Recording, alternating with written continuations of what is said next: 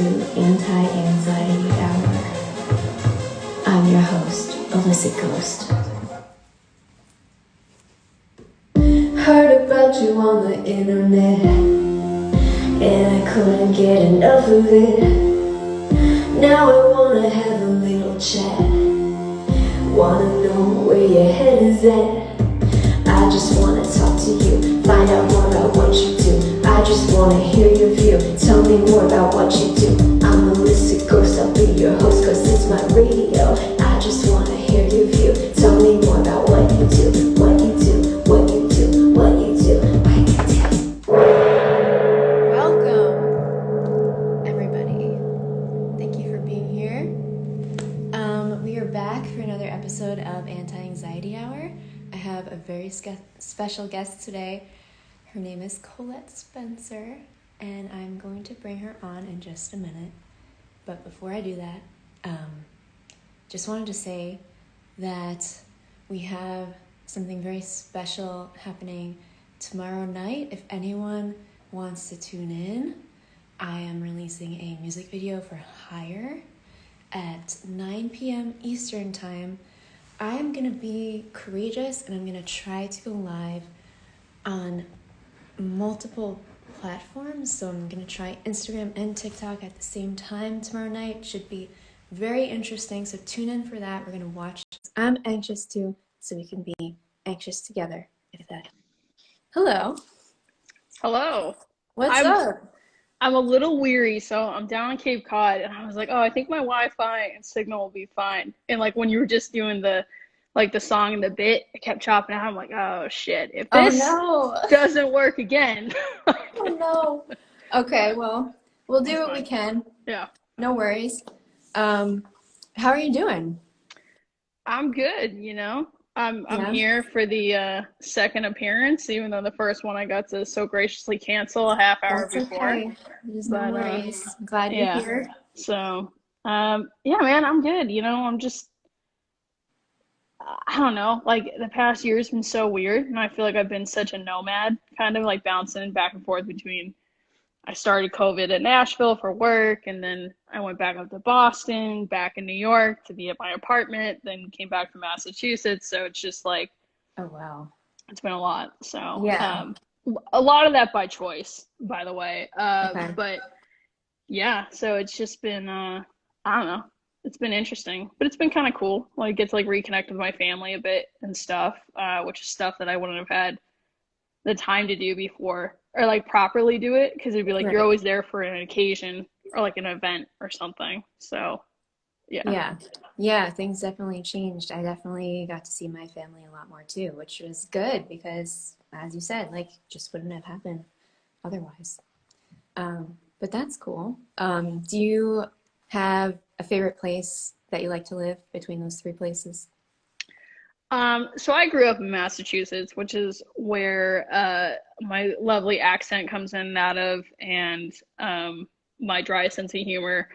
But yeah, I mean, I grew up there, and then I went to school down in New York. I went to school on Long Island, so just outside of the city, and then just started working in New York and stayed down there. So I like New York a lot, but I find it to be very overwhelming, which is why I took a work assignment to go down to Nashville last year, and it was supposed to be for 3 months, but like the tornado hit when I was down there, and then COVID happened. God. Yeah, so it was like I only had 3 weeks of normalcy down there, and then it was like lockdown. So I didn't get to properly experience it. But by the time I went down there, like I took that assignment being like, okay, I think I want something smaller than New York. Like I was just so anxious all the time, and frankly like angry. Like I would like get off the train and I like get to work and everyone would be like, hey Colette, it's like, hey, like, okay, I don't want to do this today.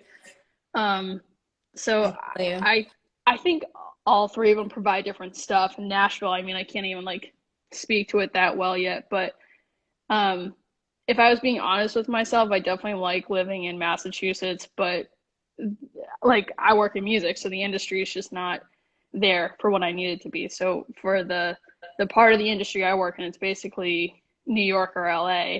And so when Nashville popped up, I was like, okay, that might be a decent option. So Yeah. fingers crossed it's actually a good choice and not a terrible decision that I made I to move I down think there. I think you're gonna like it. Very relaxed, and I was the same way. I was getting super anxious in New York. I like was having I couldn't really get on the subway at some points because it was like too overwhelming. Um, but Nashville and like here, I just feel like a different person. Like I feel so much of the anxiety for me has lifted.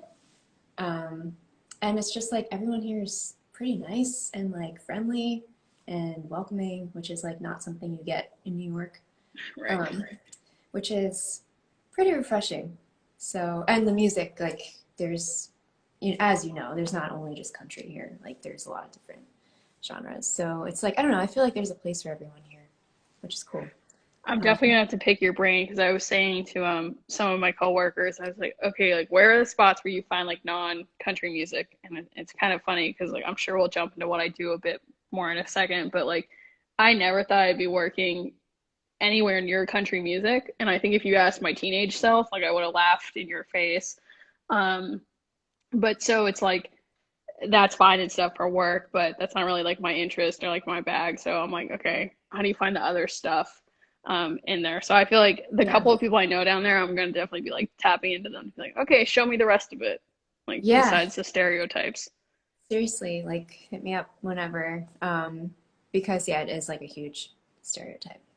So yeah, and I came here thinking that it was just country music, and I was nervous. But then you're here, you meet people, and you realize, oh, there's other stuff here.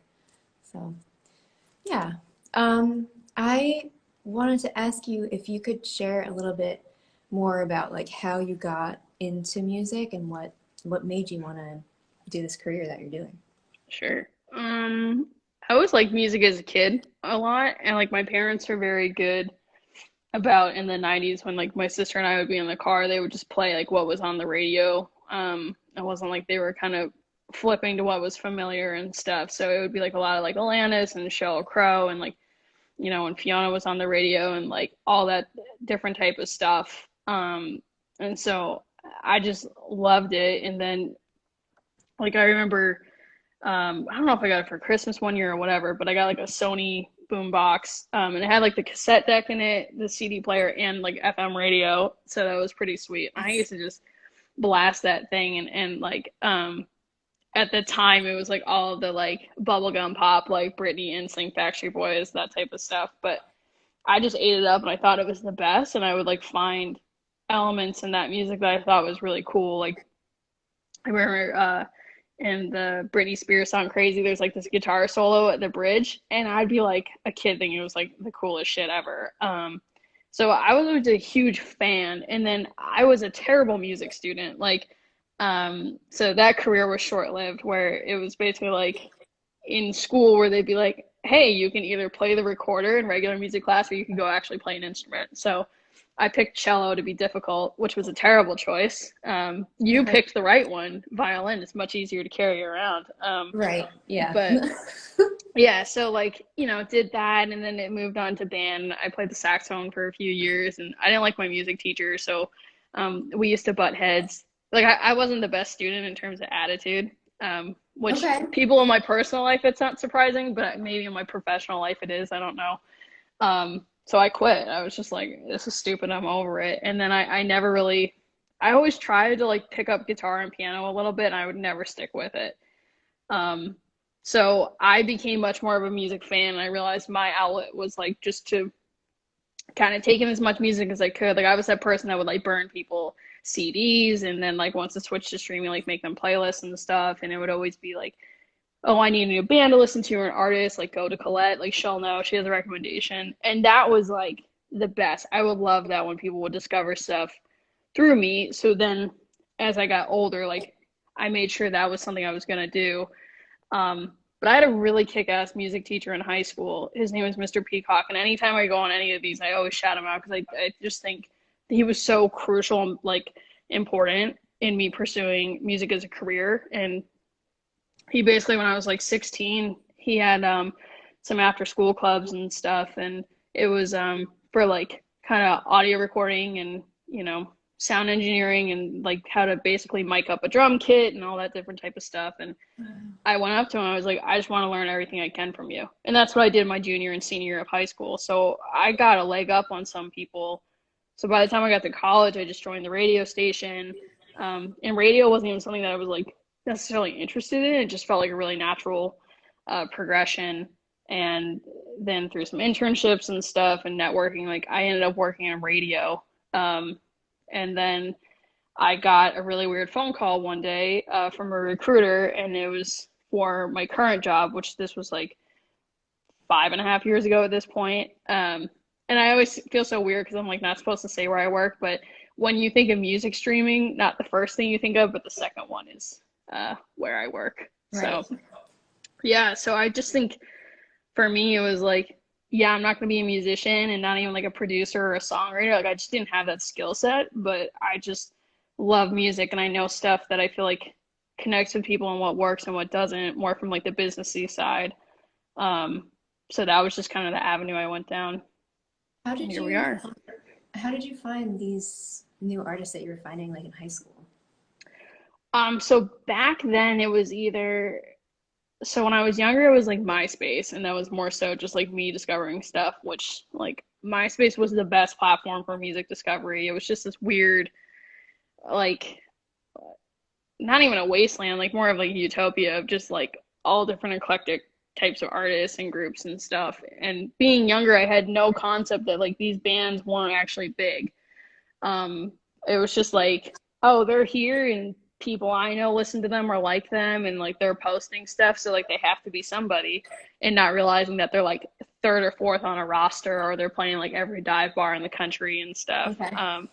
And then yeah, there was another website called purevolume.com, which was Oh, like a yeah. lot of like, yeah, like the emo like scene, indie, like that type of stuff.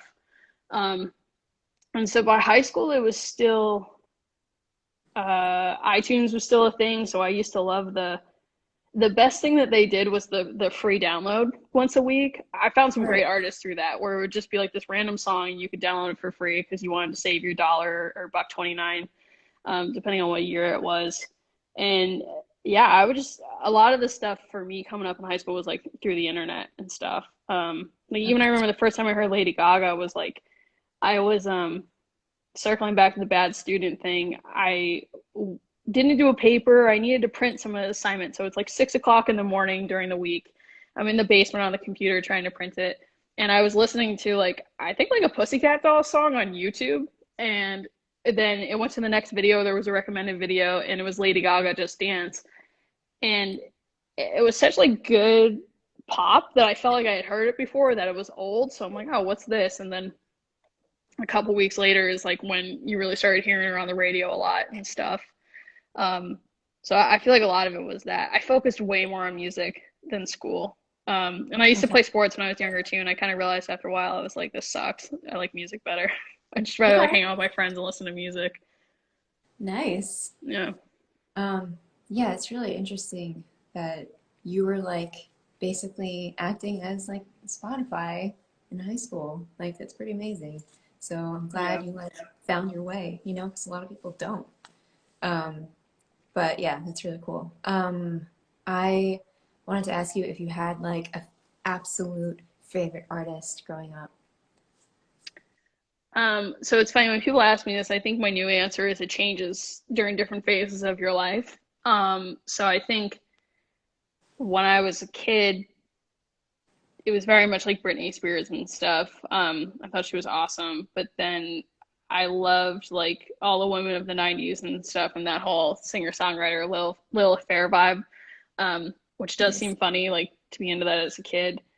And then by the time like the whole second wave of the emo scene, because it's funny on TikTok a lot now, you'll see different age groups of like people what they constitute as like emo music. So you have the people that's like the late '90s, early 2000s. It's like Dashboard Conventional, Jimmy Eat World, and even like stuff prior to that. But then you have the more stereotypical like Panic at the Disco, My Chemical Romance, like Right. and that type of thing. But so I came up more in the second wave of that. So I love like Fall Out Boy and Panic at the Disco, and those guys. But back then, like my favorite band was Flyleaf, which is funny because they're like a super Christian band, and I'm not religious at all. Like I was raised Catholic, but I just ran through the motions.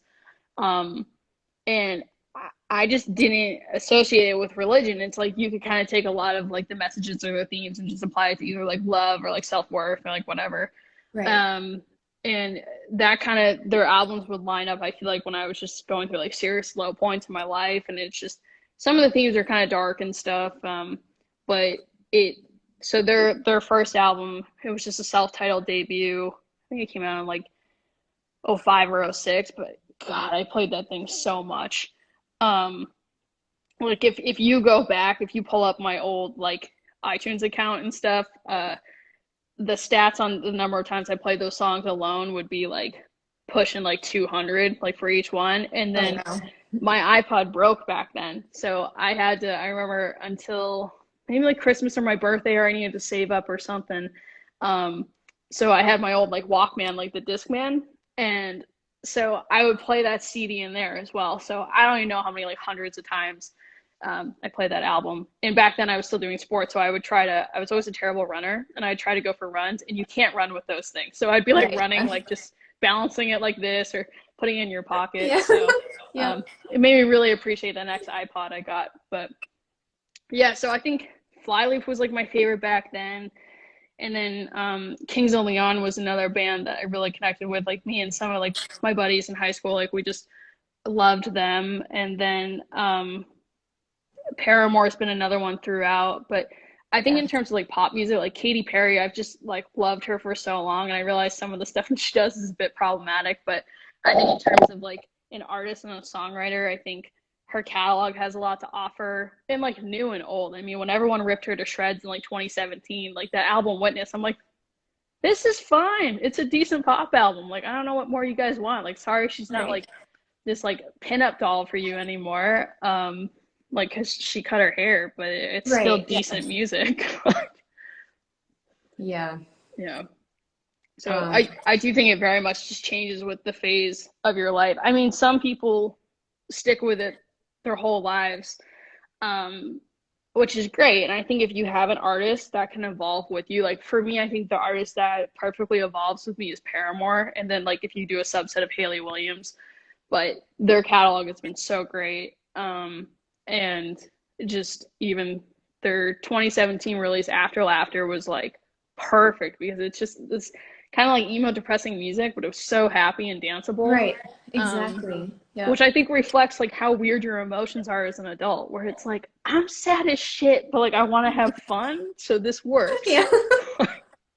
Yeah, it was, I listened to that album like on loop a lot of the time when it came out, because I was like exactly what you were saying, like it made me happy, but then I like resonated with it because of the lyrics and like what she was going through. I was like, man, like this is really sad, but you know, it's the last song on that album, Tell Me How, is like, oh man, oh, it's excruciating. It's just like if you want a good cry, like go listen to that. Like but it's so simply and like perfectly done. And I remember like the first time I heard it, I was like, oh man, Hayley, I'm sorry. That's terrible. Oh my god, yeah, but that's pretty interesting. Yeah, it's cool that you like you knew what you liked. I wanted to talk to you about I guess once you started your career, were there any obstacles that you faced? Oh yeah. I mean, I was pursuing music, and I was much more into rock and pop, which is like less forgiving for women. So I mean, I think radio itself can be a bit of an old school industry, more so terrestrial radio. And by that, that's like FM, like your typical standard stations. There's just like a lot of like old school mentality in there, and like some of the leadership and the rules, it's just more senior guys, and you get really underpaid in that field. Like I had taken bartending classes kind of while I was still in college, preparing for the fact that I probably would not make any money working in radio, and that I would need like a second job. And I love radio, but my beef with that industry is I think they prey on people when they're young in the sense of like, um, I turned down an opportunity. It would have been like my first full-time job because the salary was so low. And it was for some of the stations I had interned at on Long Island. And I thought the people were cool, or some of them, but I straight up told like my boss that was offering it to me, I'm like, I can't live off of that. Like, not even close for the prices that are on Long Island. And I think what they do is they get people in there when they're younger, and then it's like a lot of people that work in radio, they live at home for a while, and it's a lot of stuff in like music and entertainment in general. And you could argue that about so many industries about how people are underpaid, but so that was something I always really struggled with. And then it's funny, when I had said no to that job, I was interviewing for my current job, and in my head, in the back of my head, I'm like, I really hope this works out. I really hope it works out. And the good thing is like I work in tech, so it is equal, and like there's fair pay, and like there's people to back you up and stuff. So it was like a total 180 of what I thought my career and my life was going to look like in terms of stuff I was pursuing. And I think it's funny. Some days I'll wake up and I'm like, wow, this shook out so differently. Honestly, just because I called a recruiter back one day, like I almost didn't call her back. But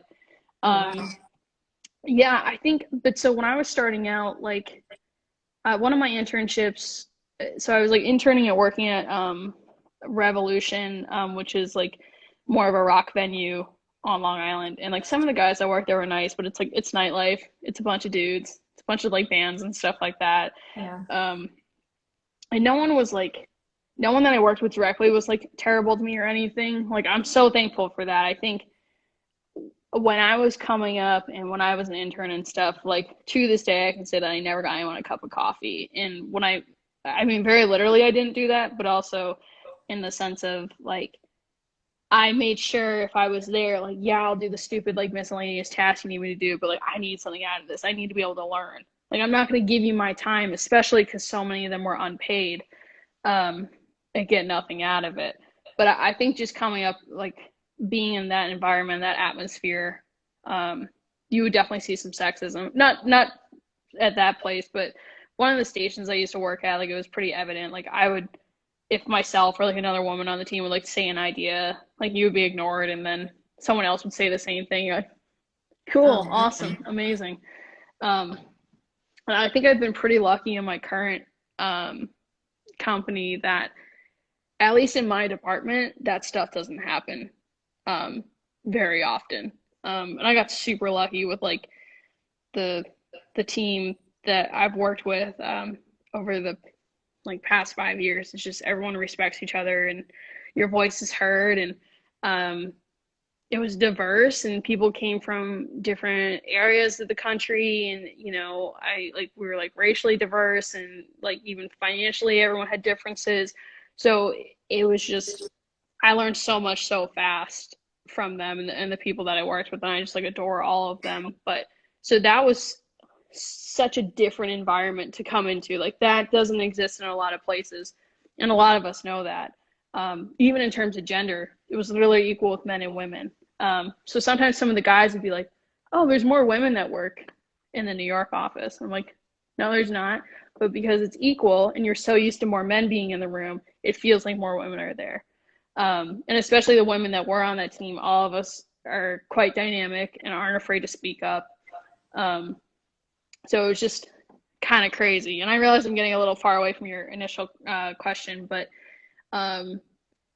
yeah, I think so. The struggles more so were like early on, just even trying to navigate my friend. Like I see my friend Liz just joined. And so when we had just graduated college, like she works in entertainment as well.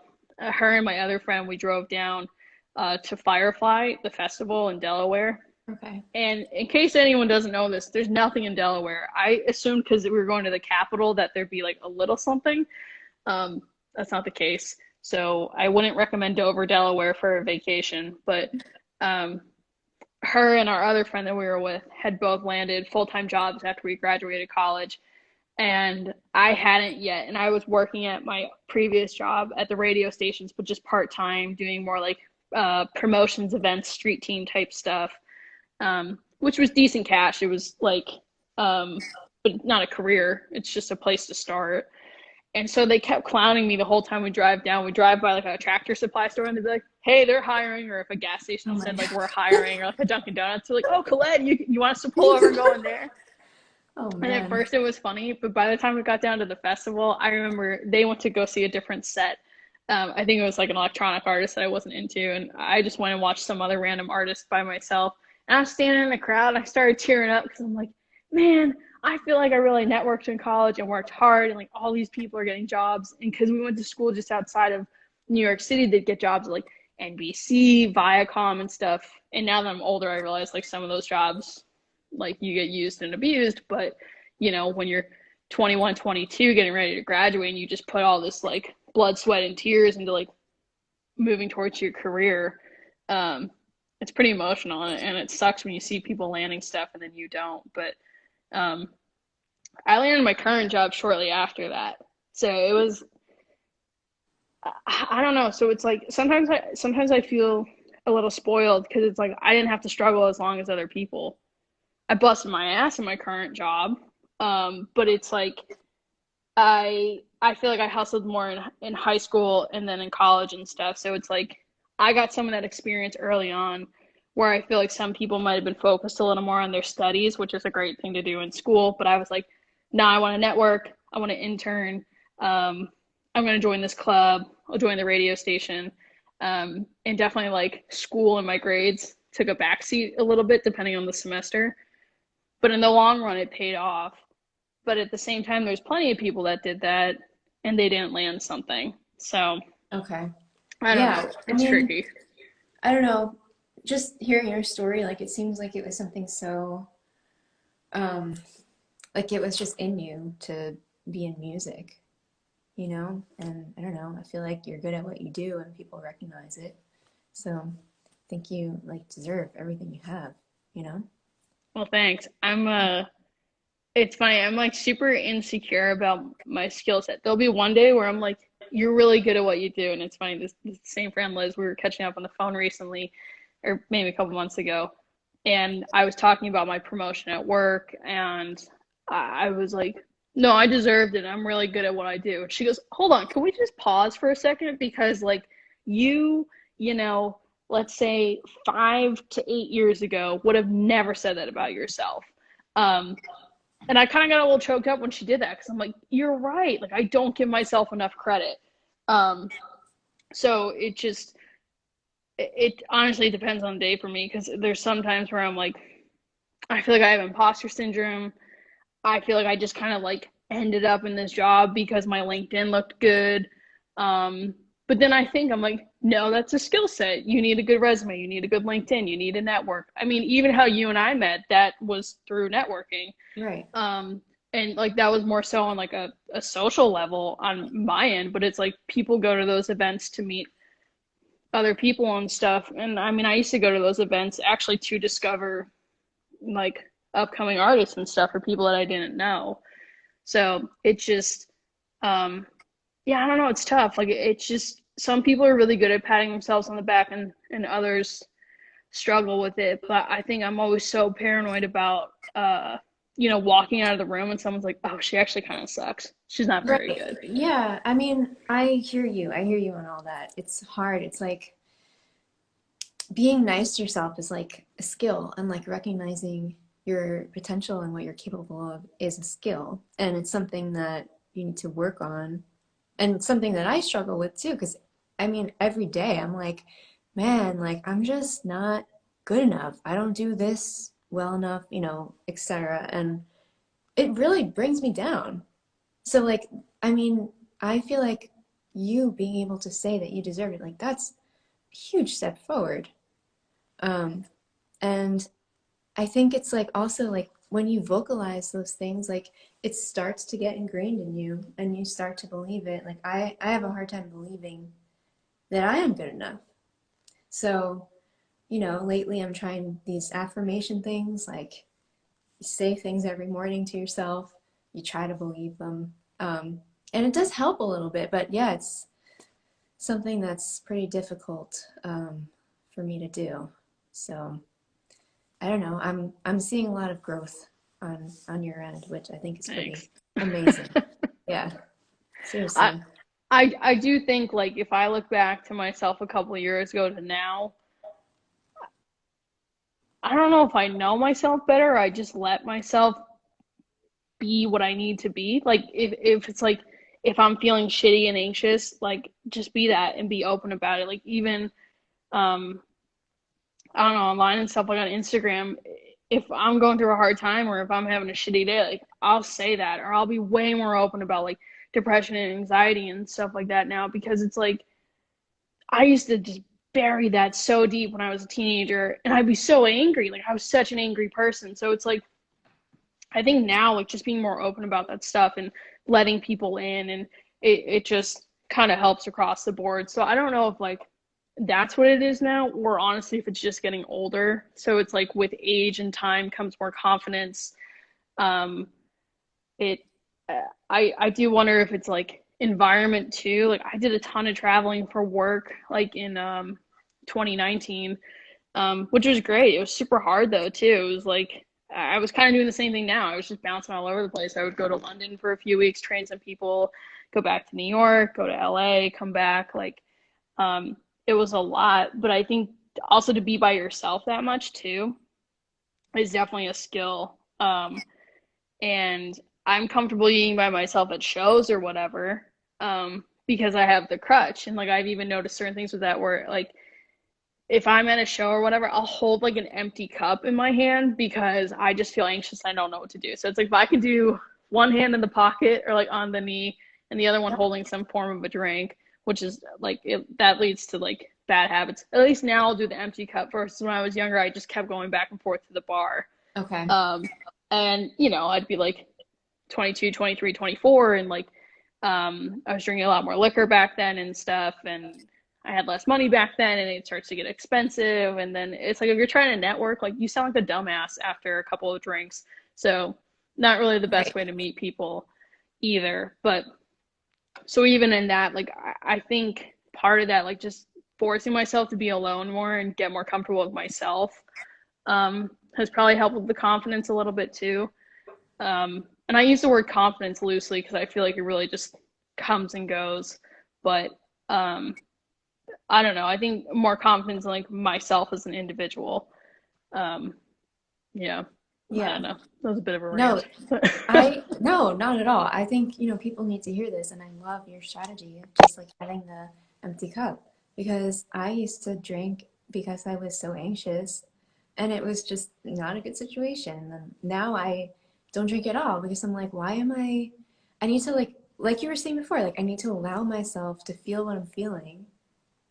And like that's it. And like once I was like allowing myself to do that, things started to get a little bit easier.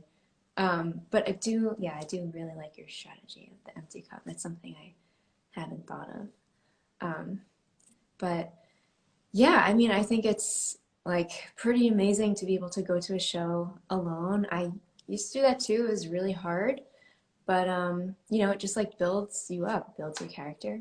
And yeah, the being alone thing, I mean, it's a hard thing to do, but it's a good thing to know how to do.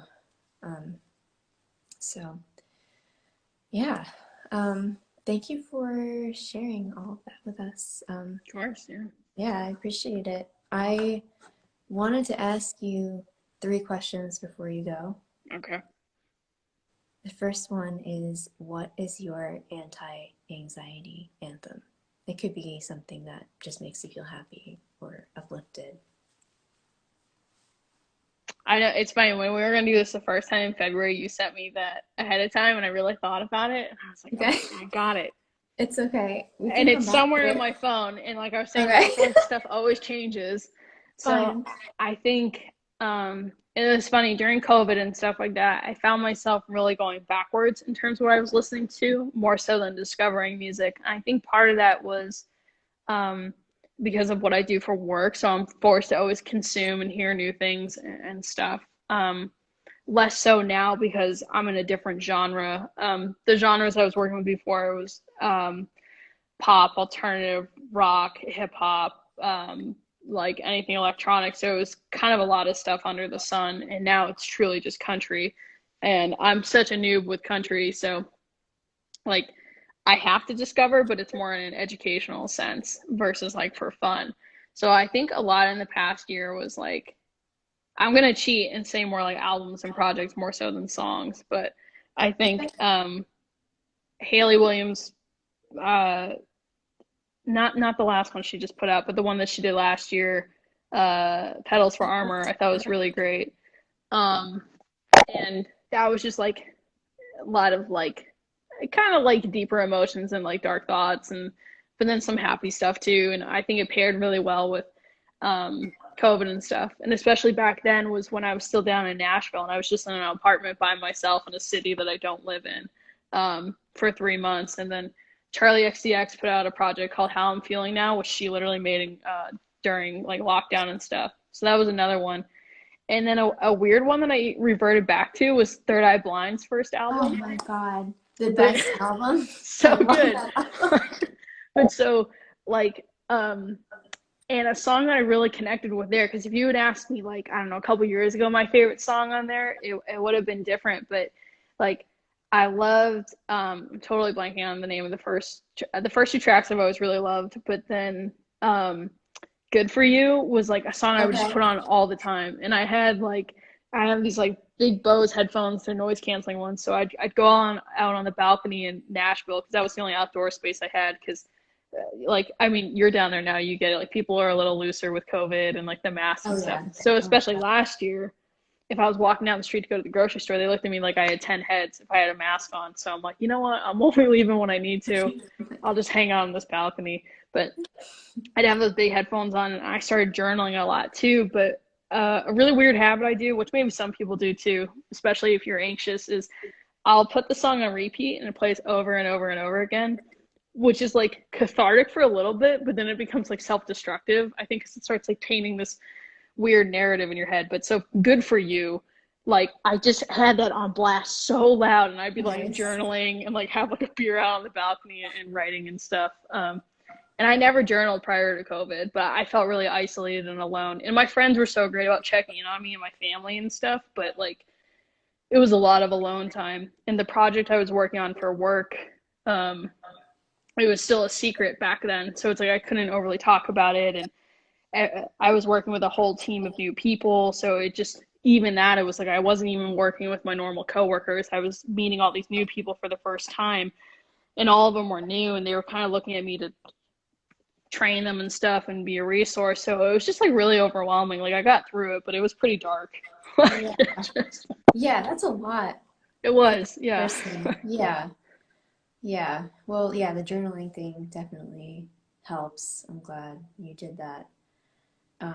Actually, this leads me to my next question because I was gonna ask you something that you do to manage your anxiety. I wish I could say journaling was more of a habit. It's funny. So for me, journaling, I think, reflects when I've either had like, so last year when something really great would happen, especially with work, because I really was gunning towards a promotion and I was just working like insane hours.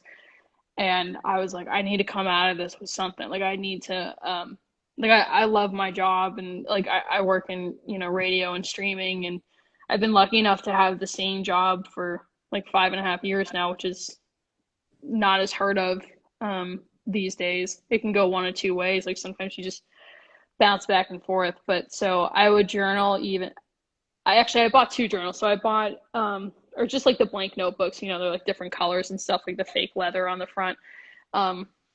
So I bought a blue one and that was for work. And that was because I typically would wear a lot of black to work. And I thought if we ever went back in the office, I didn't want people to only associate me with the color black. Okay. Like that's how much I overthink things. So I'm like, I think it'd be nice to have a royal blue notebook there. And then the black notebook originally was supposed to be not so much journaling and writing and like a talk about your feelings and when you're down, but it was actually supposed to be more for like comedic writing, which is like, I've always wanted to do stand-up, but I'm such a baby about it, and I never have. Because even like my face, it's funny, when you go on IG Live, the bottom of the screen's tinted. but I know my cheeks have been beat red this entire time. No. And it's like, we're just having a conversation, I'm comfortable, but my body goes into like fight or flight, where it's like, oh, this is not good. I'm like, no, this is fine. We're just sitting here talking. Like, stop I'll being tell you, I didn't notice anything. All right, great. But Okay.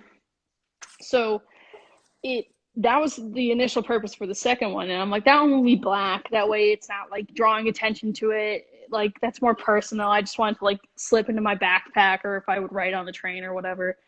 And then because of COVID and stuff in Nashville, it turned pretty dark. Like, if I go back and read some of it, I'm like, oh my God, like, you should go talk to someone. But it was like, that to me was a more comfortable way to do it. So it was either I would write about it so I remember good things that might have happened in the day, or write about it like to reflect on the bad. And then I had so much time to just think about myself and previous decisions and what I was doing with my life and stuff like that. So my journal at this point has become now like larger moments versus like it's like a routine thing. So I actually wish I was much more diligent with it. Well, like, even if I did it once a week, that way I can just look back and reflect, but it's not. So it's like I could go 3 months not writing in the thing. So but then something big enough will happen, and I'm like, you should write that down. Like, you want to remember this, or like that was a big moment. That was a lot to deal with. Like, go write it down.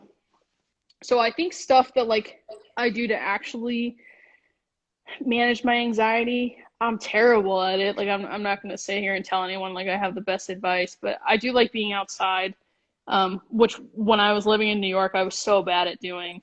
It can be tough in New York sometimes. Like, you just get caught up in the rat race, and you're, getting on the train, and then you go to work, or you go to like a bar or a show or an event. Like, it's just a lot of like indoor time and stuff, and you're underground and everything. So, my office before was based next to Union Square Park. So what I started doing just to sneak in like 5 minutes of like breathe in some air before you get to the office and you're already pissed off was I would just get out at a different exit on the subway. So that way it forced me to walk across the park. Okay. And so I'd walk through it and have the false illusion of trees for like an extra 40 seconds, or maybe just sit on a bench for 5 minutes or something. So I started doing that, and then very much so because of COVID, like, you couldn't do a lot of things. It forced people to slow down. But so you and my sister and I kind of started connecting on that a little bit more, like going on like walks or hikes and stuff. And where I've been staying on Cape Cod, like, it's just, there's a bunch of beaches, there's a bunch of trails. Like, that's a lot of what you do here anyway.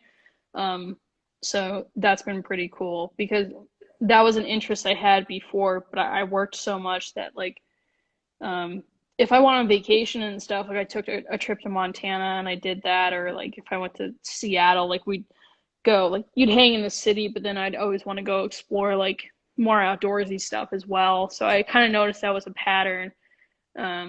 So this past year has been a lot of like, okay, like, go do it then, like, go outside and do it. And I'm, again, like, still really bad at getting a routine. Like, I know some people during COVID have been like, oh yeah, like every day I go for a walk before I log on to work.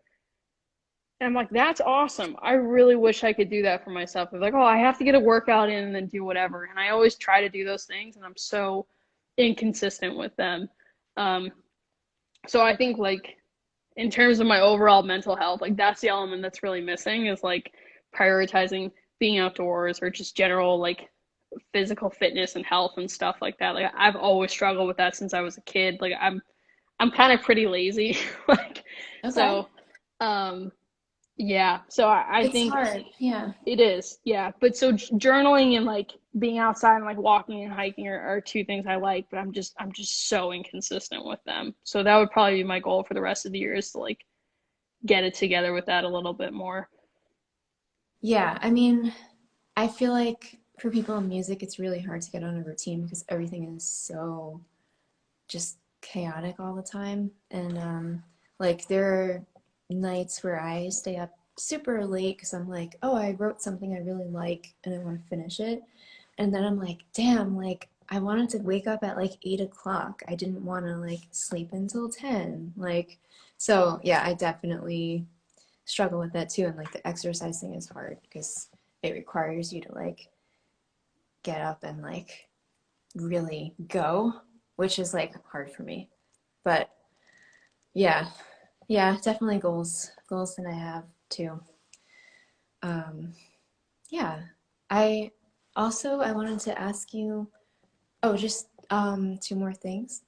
Yeah, no, Do you, I'm good. It's funny. okay. It's like I feel like we jumped right into the mental health side, and as we were like halfway through, I'm like, I really didn't like even tell them much of what I do, but that's fine.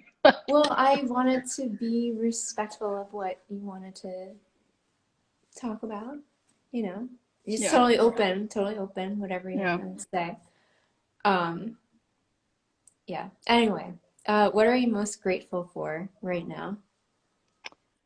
Um, Friends and family for sure, and I feel like that's such a cliche answer, but like I am, and I think this last year proved a lot of that. Like I'm the type I don't need a lot of friends. Like I've always had I feel like I learned at a younger age that it's good just to have like a couple of really tight friends. And so I've kept a couple of close friends from college going forward, and even people that I have met out at events and stuff at this point. Like my friend Dan, who I met through Chris Zurich, who's an artist who I saw busking on the subway, but then he's the one that introduced me to the Imagination Society events, which is how I met you.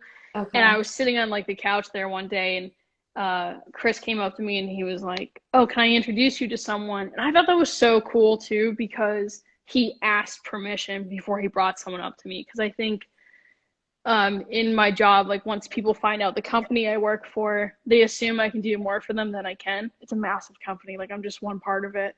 And I always try to champion people, but it's like even on my end, if I'm not in that type of a role, then I'm being pesky to my coworkers as well. Like it ends up being almost as pesky as the artist hitting them up. So Yeah. it's a difficult balance. But so I appreciated that he asked me permission first before he introduced me to someone, even though it was like, you know, like you're there to be entertained, but like everyone's kind of networking there too. I thought it was super cool. But so like Dan had popped in here and stuff, and he's been like a really solid friend. Um, over the past couple of years, and it's been good to like reconnect with my family a bit more, like my immediate family. I've always been super close with my mom, but my dad and my sister, I think our relationships need a little bit of work, and like they've definitely improved a lot over the past year, which is good because that was something that used to bother me a lot, where I'm like, okay, is it me? Am I just like constantly being a jerk to them because I'm always so wound up, and by the time I come home to Massachusetts to visit, like I'm just dumping like all my like work stress on them, and like just the frustration you feel being in New York sometimes. Yep. Um, but yeah, and then honestly, my job, like kind of what we were talking about in the conversation earlier, like I plan on bartending and working in radio, and I know there's so many of my colleagues and peers that they were making like no money at their previous jobs, and or they were just kind of bouncing from different jobs in the industry, or sometimes you might have a job and then there's like massive layoffs or cuts, and then you like maybe go work a retail job, or you go work something that like totally is not on your career path. So there's a lot of ups and downs with that. So I think the fact that I actually have stability, and especially like I realize so much of this conversation's been like COVID centered, but that's in the past year. Oh, But good. like we didn't stop. Versus like I had, you know, plenty of friends that like lost their jobs, or they had their companies would have layoffs, and maybe like they didn't lose their job, but some of their colleagues did, and we didn't have that. We literally took one break to basically regroup, and we have some fantastic studio engineers that work on our different stations, and they put their heads together and like, how do we do this from home, and how do we keep everyone safe? And we've literally been working from home since March 13th of 2020, Oh, and it's been wow. fine. And it's like, and we launched a major project during that, and it's been business as usual, to the point where I get mad sometimes because I'm like, all right, guys, we didn't need to do so much. But that's just honestly, that's just like how the place I work is. It's like kind of go big or go home all the time, which is where the burnout comes from. But Okay. um, yeah, there's ups and downs with it. But so I overall am really grateful for my job. I think people that are like close to me in my life, they'll hear me complain about work all the time because I do really experience a lot of burnout, and I have a really hard time disconnecting. Like it, because what I do, like any form of entertainment, and especially in streaming, it's 24/7. Yep. And I work with people in different cities, so it's different time zones, different continents. Like it's a lot. So it's like I'll have people hitting me up all hours of the day. It's gotten a lot better now that people have kind of found their footing and we're X amount of months in.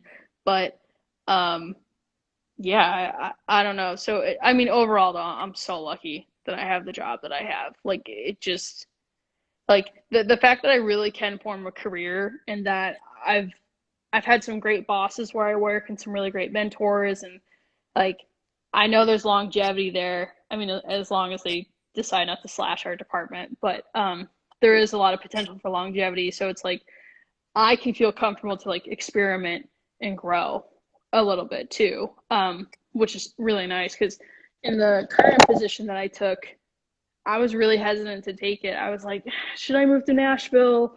Should I switch departments? Because I started off in radio production and then I went more to operations, which is a little more behind the scenes and logistics based and technical. And then, so with this job, then I switched back to production, and that was a lot of like the knock at my confidence, being like, okay, you were a very average radio producer, and that's not me being self-deprecating. Like that's just the reality. Like I wasn't anything special. So I'm like, okay, like now I'm going to. No, I swear, like it's not, and that's not a bad thing. Like it's okay to be average. Like I worked with like some of the best of the best, and I came in like this dumbass kid. Come on. And so it just, I was like, okay, like, am I qualified to like now manage a bunch of people? And then I really thought about it, and I was like, no, I can do this. Like management is something that I wanted, and I like where I work a lot, and I like the people I work with a lot.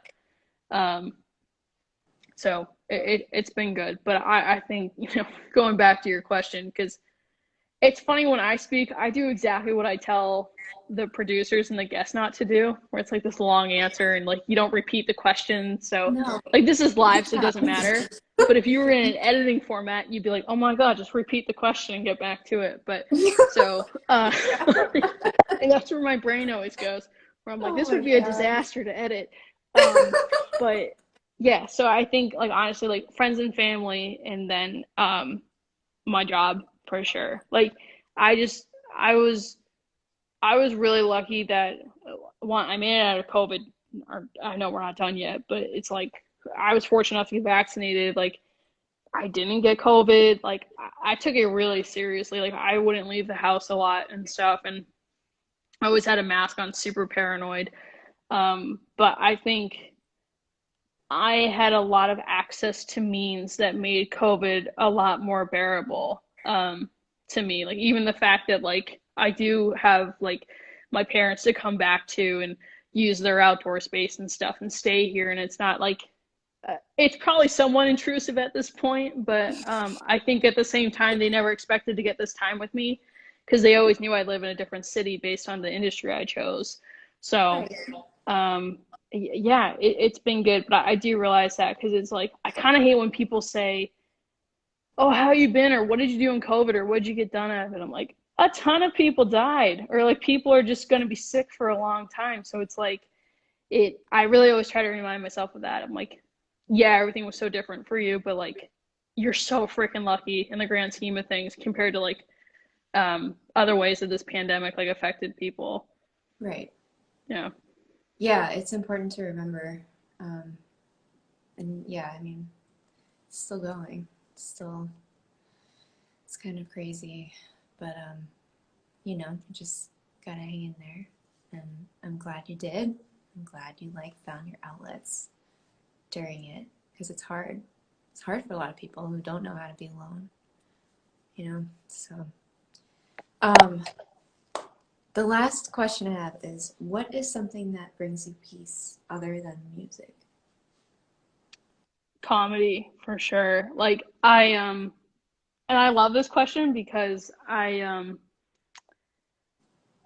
when I kind of get down on myself, I think, oh, there's not much dimension to you anymore. All you do is talk about music. So much of your personality was wrapped around your job, and that's music based. And music used to be your outlet and your escape, and that's how you meet people as you go to like music events and shows. And I would find myself like in conversations, if someone would ask me something or talk about an artist, like I'd come in with like a fun fact or like something I know from them, or if I had an interaction. And I sounded like such a douchebag. Like I could hear it in myself. I'm like, What? oh, don't do that. Like if they're talking about, if they're a fan of ASAP Rocky, you don't have to be like, oh, I met him one time, he's super nice, but we had an awkward moment. It's like, you don't have to do that. Like it doesn't matter. So I kept really saying to myself, I'm like, you have to challenge yourself to get hobbies. Like, so it, because there has to be more to you than music. Oh, someone says it's a nice painting. Thank you. This is, Yeah. my mother picked it out, but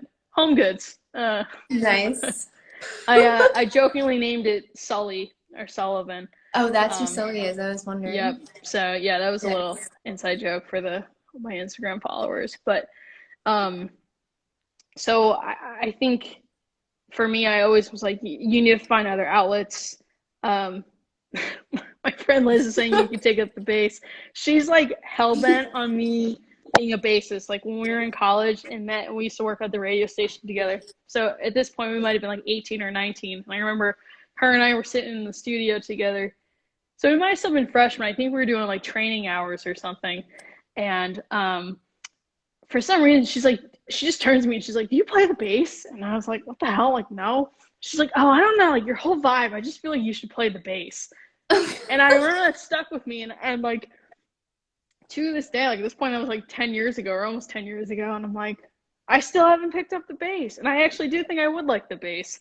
You should try. I know, and I don't, because like I said, circling back, I'm lazy, you know? And then I have this terrible habit too of like, I don't necessarily try things because I'm afraid of failing or afraid of looking stupid. So it's like, I'd rather just be like, no, I didn't do it.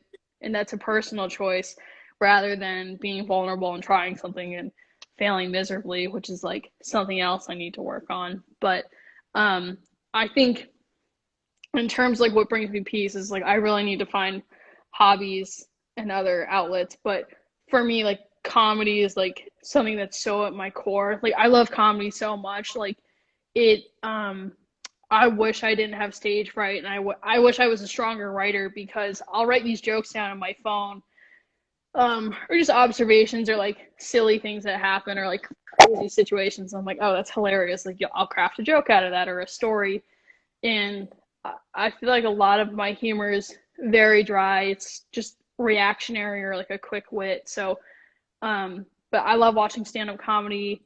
I never took advantage of being in New York for that, which is probably one of my biggest regrets. And like people love to tell me that. They're like, you were in New York for as long as you were and you didn't do it once. And I'm like, no, I didn't. But Still time. yeah. So that's something. But yeah, I love comedy. I love to laugh. I love making people laugh. Like that to me is like the best shit ever. And like to the point where I'm so annoying about it. Like I know there's moments where it's like, even if you're just in a room, let's say with like 3 or 4 of your friends, and you'll toss a few things out there, or like I said, it's very reactionary. So 2 things might land and you got some laughs, and then the third one's not. So by then you're just being annoying. And like, I give my friends so much credit, because it's like I do think I am genuinely funny, and then other times it's like, wow, you're being pretty annoying. Like wrap it up. Like they're not into it. Like Listen, you gotta try. Yeah. But same with my family too. They're like subject to all my crappy jokes and stuff like that. But you need someone to bounce them off of, you know? Man. All right, well, we gotta get you into some comedy clubs. I know. That's why at this point, like my Instagram is the closest outlet to that. Like I think that's probably like the best thing that's happened to me out of like the past year, is the stupid, for anyone that follows me, I do these really stupid like Dunkin' Donuts videos, which, because in Massachusetts and New England in general, it's such a stereotype that like everyone loves Dunkin' Donuts coffee, and like it kind of is like a religion in itself. And I love them too, but it's really mediocre to subpar coffee. Like it's not good. but it's convenient. Like if you're giving directions to anyone in the state of Massachusetts, like you might use a Dunkin' Donuts as a reference point. Like, oh, yeah, you go down the street and then there's a Dunkin', take a right. And like, I feel like before iPhones and stuff, that's what it was. And even before like MapQuest and printing the directions, and you'd have to pull over and ask for directions. It literally would be like some older guy at a gas station, like just telling you like how many Dunkin' Donuts there were and like where to make a left or a right. But so I just started like one day, I think I made my sister, because with COVID, I really didn't want to go inside places, and she was more comfortable with it. So the deal would always be I would pay and she would go inside to go get it. Okay. And then that's where it started. I just one day, like, it took her a really long time to get the coffee. And I think one of the people inside, maybe there was a guy behind her, an older guy who was just dressed weird or kind of doing something odd. So I just wanted to film her reaction when she was like coming to the car to hand it to me. And I started doing this really stupid accent that makes no sense. Like, I literally never could do voiceover work because I cannot stay on one voice or an accent. Like, it just wavers all over the place. But I think that's part of what makes it funny. Like, because it's just so inconsistent. But it's just this like mashup of like Northeast dialects. So whether it's like New Jersey, Boston, Long Island, like Philly, I don't know. Wow. It's just loud and obnoxious. But I like doing those videos where I just kind of like mess with my family. And sometimes I don't even really want a cup of coffee, but I'm like, I kind of feel like doing a video, so I'll just have to go get it. But okay. Yeah, so I think that's the extent to like my comedy career, is just like doing really stupid stuff on Instagram. I tried one time, I tried to like make, I did it on Instagram, and I realized I was like, oh, there's actually something to this, but it was way too long. I think I put it on like my like IGTV or whatever I did. And then I was like, I think I could put this on TikTok too, because everyone kept telling me go do TikTok. And I'm like, it actually, and you know this because I think you've been cranking out a ton of TikToks and really like immersing yourself in that. And like, some of it's kind of a pain in the ass. It's really hard. It's the worst. It really is. Like, I love being a part of TikTok, like for the community aspect and discovering and stuff. But to be a creator on there is just painful. Like, so even when I went to try to do it, you know, like if let's say this is your phone, there's so much text and stuff on the screen. So where you put your captioning or your comments, like you have to be really careful about that. But then if your face is up here and like, I don't know, there's such an art to it that you don't appreciate, because for some people it seems like it's such a throwaway and so casual, but it's very hard. It took me a long time. I still like make mistakes in my videos. Like in terms of like placing the text, sometimes I place it and it's like over the caption that I did. And I put it up. I'm like, you know what? I don't even care. Like, I'm not gonna go back and like redo that, because that just took me like 3 hours. You know, like it's just it's too much. It's too much. And I think too, when you're first starting out, it's like you don't know which one's gonna catch. So even if someone goes and scrolls on your TikTok, and it's funny, I feel like I'm trying to be so supportive on it, like, because it will pop up pretty quickly. And I know it's like, you gotta like it, but that's not good enough, because you gotta make sure you watch it all the way through. And then it's like, to get the algorithm to go a little bit more, you should interact or comment. So it's like, I'm in your TikTok, like scouring comments, being like, okay, that's a good one. Oh, they said she's talented. Like, and like, that's where my brain goes. Like, that's how I'm trying to support people. But thank you. Yeah. But then if it's like, if a video pops up and like only one person's commented so far, like the comments are kind of weird, I'm like, I don't really want to like any of these, but like, I want to keep boosting her as much as I can.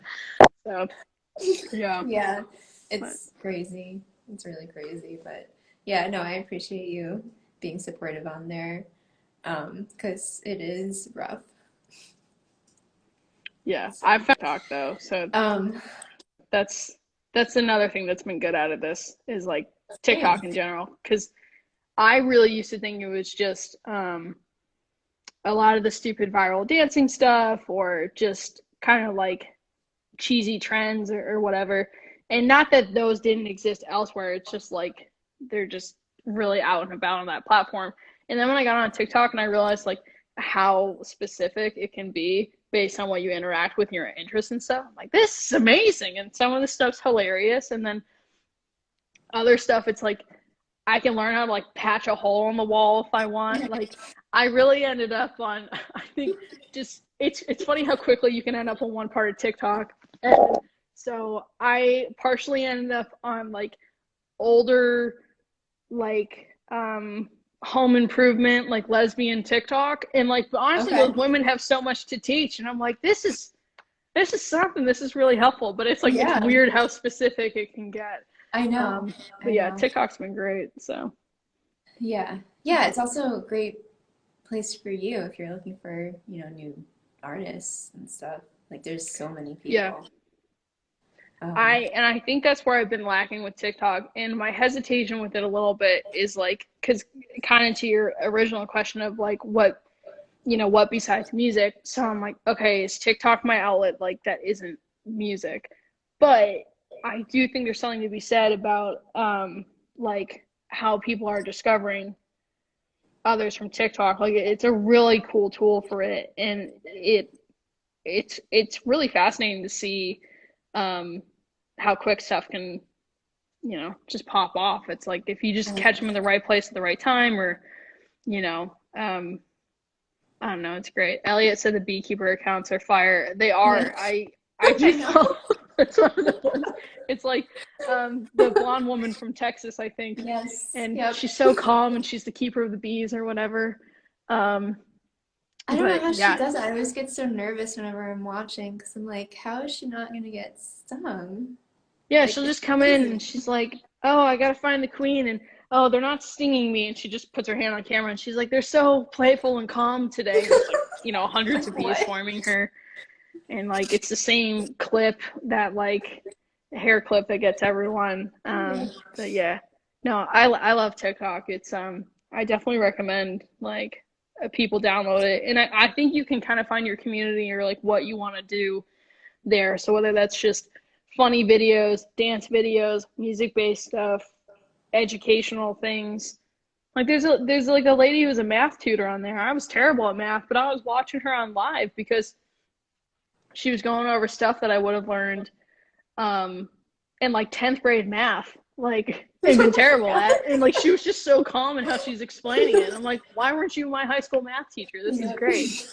But anyway, I could go on for TikTok about hours, but I don't want to keep everyone. But also, I'd like to say, because I can talk nonstop, that we have actually done a complete hour. We have.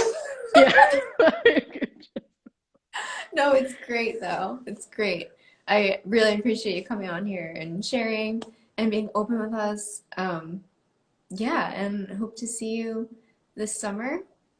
And yep, yeah, I will be down in Nashville. Like my goal is the end of the summer. Like I'm gonna take advantage of still being able to work from home for a little while longer. But I think I can only push it for so long. And I was joking with my boss about that recently. And he's been super cool and open about it. Like he doesn't care. But I was like, yeah, I think August is a good goal. Like, and be settled by September.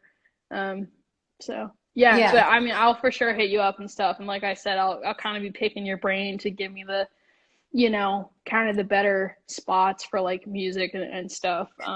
Luckily, even before I went down there last year, I had a few people connect me with like friends they had or different music events and stuff like that, just to kind of like meet people and everything. So nice. We'll see. But I have no idea what my contribution in that city will be, and I think that's fine. Like it's just, I think the initial goal right now is like go down, get settled with work, because that's like why you're going, but also just kind of like work on yourself. And then if extracurricular music stuff becomes a thing, great. Like, but there's also so many music people there that like the thought of like me putting on my own show or a showcase again, like, that seems really overwhelming. And it feels really saturated too, which is kind of a bummer, but I'll figure it out. I'll navigate it. We'll talk. Let's talk. All right. Yeah, I think it could be awesome. But yeah. Sweet. Okay. Cool. This was awesome. Thanks for coming on. Yeah, I appreciate you being here. And yeah, talk soon. Okay. See ya. Okay. Bye.